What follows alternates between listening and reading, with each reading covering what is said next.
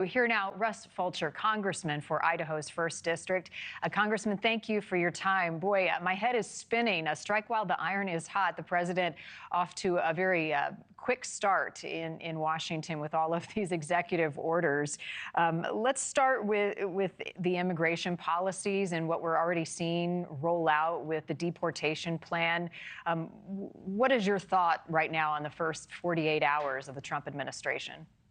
Well, Marni, we've got 4 years where we've had basically an open border, and we have no idea who is in this country.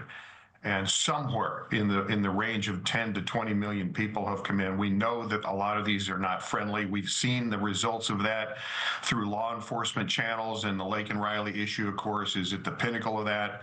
And so we're attempting to deal with that here. And so this Lake and Riley bill, which, as you mentioned earlier, is going to be up for final vote here within a few hours, simply gives law enforcement more tools to deal with this. And unfortunately, we need them. Law enforcement needs that to fight the crime that's happening by non-citizens that are here.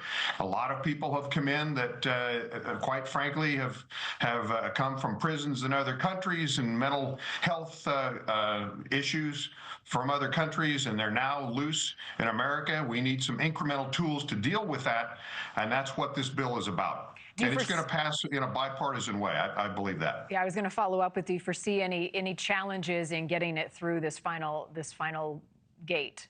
You know, I really don't. It's passed thus far on a bipartisan issue, as it should, and I think we're going to see that strongly today.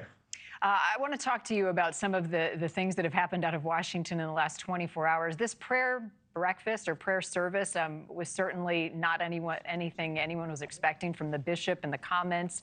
Pretty unusual to have the president singled out with a direct message, as we saw. Your thoughts on this and how Trump is handling it?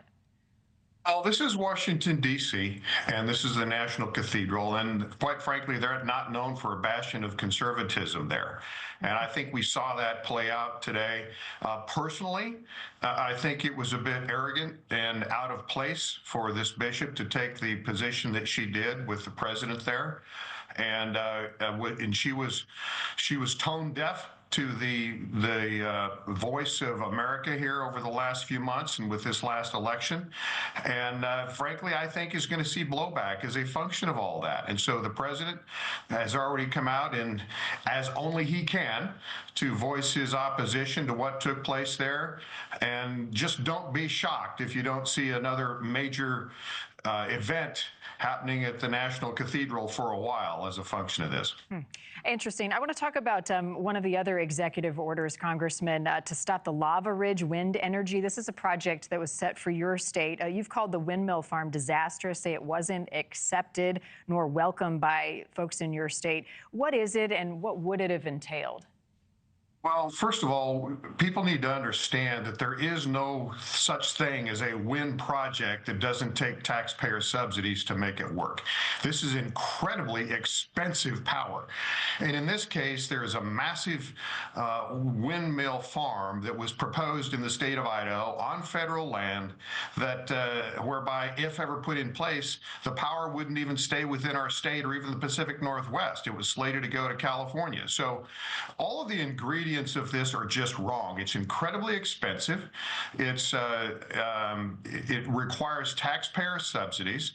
It's incredibly inefficient, and then we don't get to use the power. And so, you know, there's a lot of ways to create energy and create power. This just happens to be one of the most expensive. And quite frankly, if you consider the entire range of a lifespan of a turbine like this, probably one of the dirtiest carbon footprints that is out there when it comes to energy sources, because of everything needed to create these massive turbines and maintain them, and then the transmission lines. So this is a bad project. It's generally a bad idea. I'm not saying that it doesn't have a place anywhere, but taxpayer subsidies should not be needed to fuel our own energy supply, and that's what this would require.